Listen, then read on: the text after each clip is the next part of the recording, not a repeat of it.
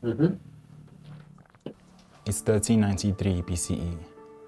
A young man who saw injustice in the country of Egypt, slaves being abused. He couldn't take it. He defends the slaves, gets kicked out, only to come back 40 years later when he's instructed by God in a burning bush. After this back and forth, this now man frees the slave, he parts the sea, he writes a constitution on how to live, how to worship, and how to deal with each other. He fights, he leads people to what's called the Promised Land. But tragically, he never gets there. Christians call him Moses, but for the sake of this video, we'll call him Thomas Sankara. At his death, people lost hope. What was a moment in time felt like an eternity. They mourned not just the beautiful life, but also the impossibly large shoes he left behind. The question was, who was going to fill them? But here comes a young man, a young warrior. He tells his son to stop. He captures lands. He gives the people wealth. He shares wealth amongst all the tribes. Christians call him Joshua, but for the sake of this conversation, we'll call him Captain Ibrahim Traore. Now, Africa is vast. The title of this video is not being ignorant. You see, by 2035, 1 in 4 people will be African. There's 54 countries, there's about 3,000 languages, 91% of platinum is from Africa. We have the tallest mountain, the longest river, the largest population, the longest this, the greatest that. You see, for the longest time, the world has always known us for what we have and not who we are. Sometimes we've done that even ourselves. And so the whole world has objectified a whole population of people. And yet, what we find embedded in the story of these two young men is the answer to the question, how to save Africa. We're going to speak about Ibrahim in a bit, but there was one before him, a very special one. See, it's October 15, 1987. The CNR, a political party he was leader of, was very divided. And he scheduled this small meeting with advisors, not knowing this was moments before his final breath. 15 minutes into the meeting, there were disappearing noises of gunshots that start to get louder as the meeting proceeds. This is when Sankara realizes what's happening. He stops the meeting and he tells his comrades, "It's me they're here for." He walks out of the meeting with his hands raised, signaling peace. As he continues to walk out, he's met by 2 gunmen who mercilessly shoot him with a hail of bullets. They proceed to shoot all 13 of his subordinates, and Sankara is pronounced dead on the spot. For the watch.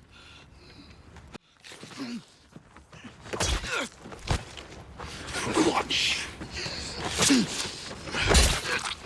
For the watch. For the watch. For the watch.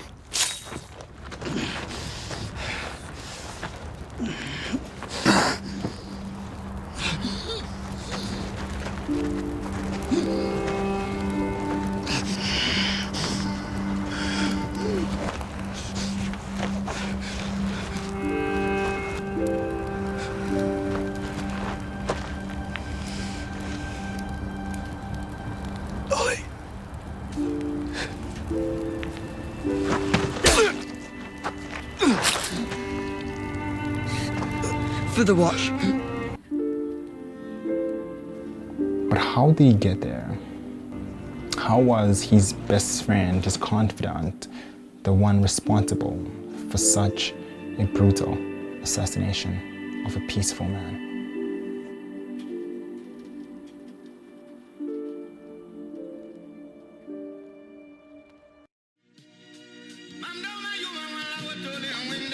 It was the 1960s, and Upper Volta was on the cusp of freedom from the French way of rule, which was really harsh in the region. Sounds of freedom were really loud in the streets of Upper Volta, and Thomas was in secondary school when Upper Volta elected its first president, Maurice Yemigo, who led Upper Volta to independence. However, The claws of the French way of rule was still deeply ingrained in his leadership. It's a general story of the African nation. They give you the illusion of freedom. You're free, just not economically. And this was the case for Upper Volta. There was very little change in people's lives. So Maurice would employ his family members, living lavish, as the Frenchmen maintained control. As a result, people felt disenfranchised and bulldozed into oblivion. And when the uprising of the people was in the capital of Upper Volta, Ouagadougou, when Niemigo instructed the army to suppress the riots, they simply refused. This was his realization that he ought to step down and give power to the army general, Sangole Lamazana. See, Lamazana plays a pivotal role and he catalyzes Thomas Sankara. Immediately when it comes into power, Lamazana builds a military school that will train a young generation of Upper Volta. And Thomas Sankara is one of the very few students that actually make the cut to study here.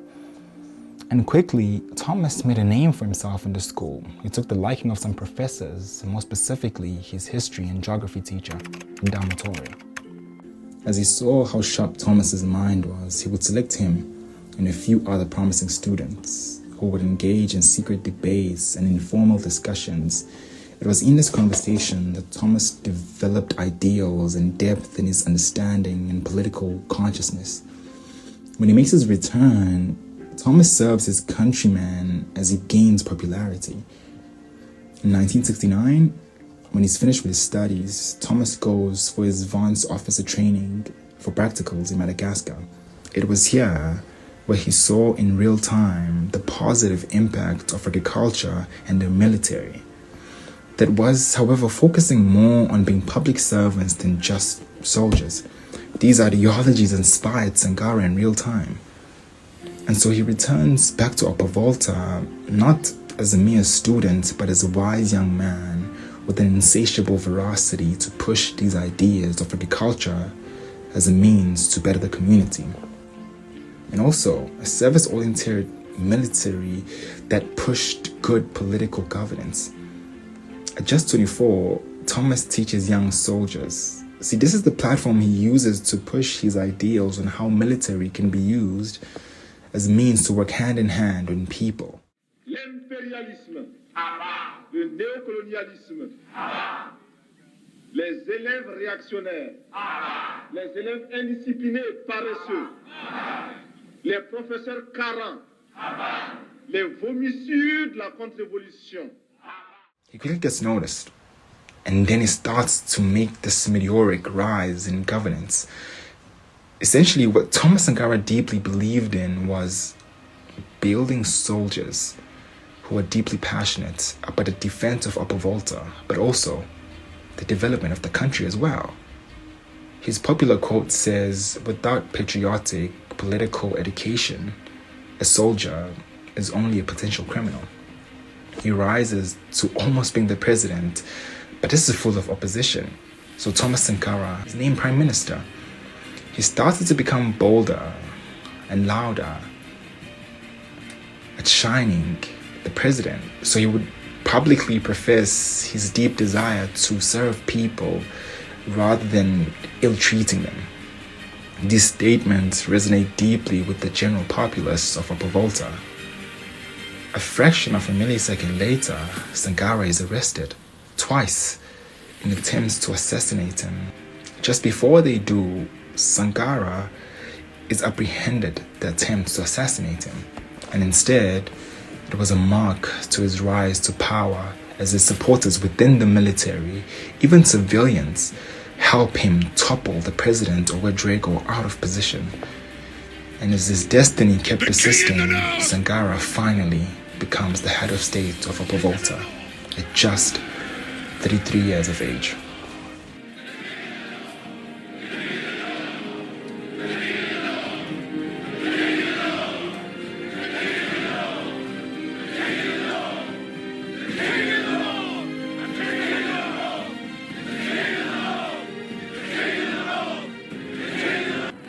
Like clockwork, he goes to work. He travels the country, he meets the people, and he builds schools, hospitals, water system. On August 4th, 1984, he renamed Upper Volta to Burkina Faso, the land of the upright people. Ce nom Haute-Volta, Upper Volta en anglais, a été légué par la colonisation. Mais afin de retrouver notre identité culturelle, nous l'avons rebaptisé Burkina Faso, c'est-à-dire la patrie des hommes libres et dignes. He lived very modestly. He wrote simple cards. He refused portraits and public chants of his name. And he published his assets openly, which was incredibly humble. And his wife, she continued to work, serving the government, and his children continued to go to public schools. He banned the use of state cars after hours, and he helped soldiers himself build infrastructure. Sankara rejected Western aid, especially from France, arguing it came with strings attached to it. Notre conférence adopte la nécessité de dire clairement que nous ne pouvons pas payer la dette. Non pas dans un esprit belliqueux, belliciste. Ceci pour éviter que nous n'allions individuellement nous faire assassiner. Because he claimed he who feeds you controls you. He pushed self-reliance, and in just 4 years, school attendance shot up from 6% to 22%. Over 350 rural medical dispensaries were built. More than 10 million trees were planted. Female genital mutilation and underage marriage was stopped. He vaccinated 2.5 million people against meningitis, yellow fever, and measles. But his independence made him a threat, and even his own cabinet, Blaise Compaoré, his best friend, grew richer, and he aligned more with the French, and eventually he turned against him. And the coup was very swift, and Sankara died. But as he died, 5 months later, another lion was born. What was loss of hope somewhere was somebody who was growing and becoming the next president. You know, they normally say that hard times create strong men, and what was about to come to Burkina Faso were extremely difficult times. But it was in these times that Ibrahim Traore was made. What came next for Burkina Faso was a period of years that were very dark, that came practically to reverse everything Sankara stood for. So much to fight for and persevere. Compaoré destroyed it. For a couple of billions, he murdered his brother in cold blood, even his own people. The love of money oftentimes reveals this underlying self-hate, and surely did for Compaoré. He censored media and even killed opposition political party leaders. He didn't know that he was creating strong men and causing an uprising in Burkina Faso with his corrupt rule. His corrupt office began to show cracks as more protests began to erupt in the streets of Ouagadougou as he continued to rig elections. He tried to maintain order by giving bonuses to state workers and soldiers. This was when citizens had enough of Compaoré, and he resigned and fled the country he so cheaply sold. As all of this was happening, the young Traoré was behind the scenes working in the military, a second lieutenant, as he enlisted in the Burkina Faso military in 2009. By 2012, he graduated as a second lieutenant and went to pursue his specialized training in Morocco in specialized aircraft warfare.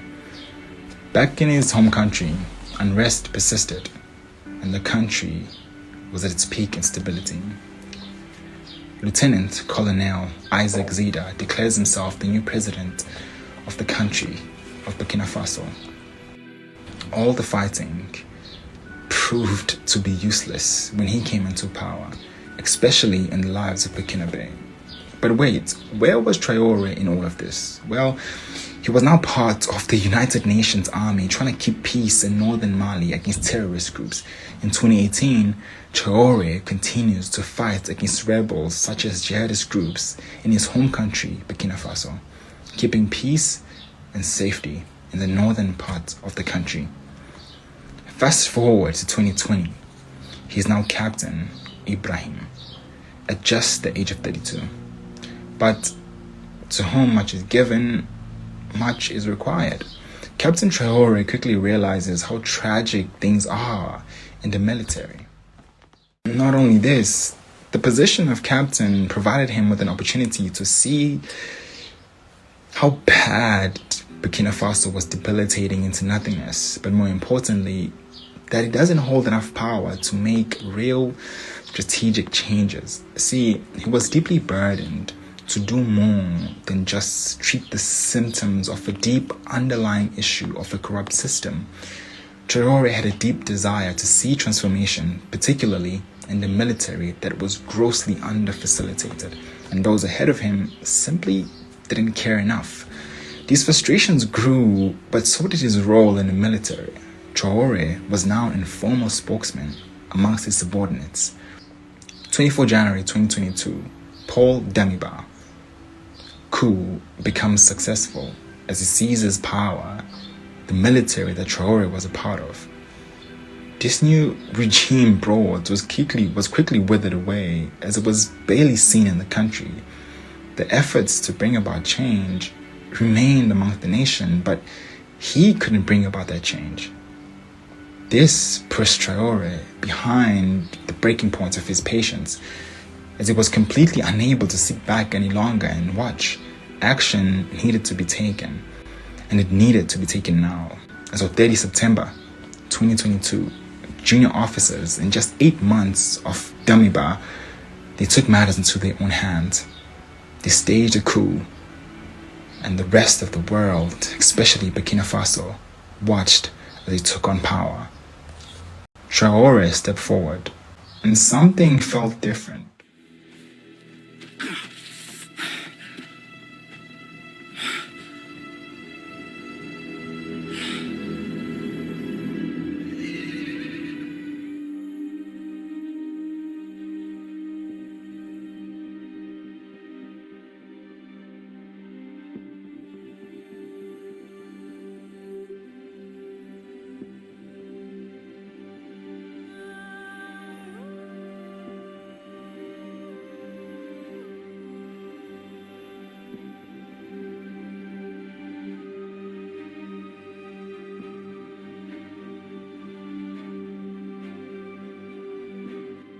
He refused to be called president, he remained captain, and he refused the president's salary. He walks amongst the people, he doesn't even go for the high position of general. And his first act was to train 50,000 citizens to defend the nation. Over 90,000 were signed up. The response from the citizens were overwhelming. Traoré's mission was to protect the gold of Burkina Faso, as there was the 15th world's largest gold producers. So he wanted to protect the jobs domestically by building gold refineries. He did this in his second year of office. Traoré is not only our ancestors' wildest dreams, he's also the pain in the ass of Western imperialist countries such as France and the US, giving them nothing but space and chest pains. For Traoré, France was the first country on the chopping board. In January, he butchered the French army, which was supposedly helping keeping peace, or better yet, maintaining the destruction in the country. He suspended French media houses and forcing them to get out of the country as well. He instead formed relationships with neighboring countries instead of Western powers such as Mali, Burkina Faso, Niger. They had a common enemy and a common goal, which was taking the middleman out. Not only these, but also Russia and China welcomed Traoré with open arms, saying they'll help when needed. Captain Traoré is not a savior, he's a sign that the age of silence is over, a sign that our generation is tired of speeches and waiting in rooms, a sign that says this is the continent that belongs to its people. So, how do you save Africa? You don't wait, you don't ask, you lead. Like Moses, like Joshua, like Sankara, like Captain Ibrahim Traoré. This is not just his story, it's ours as well. Peace.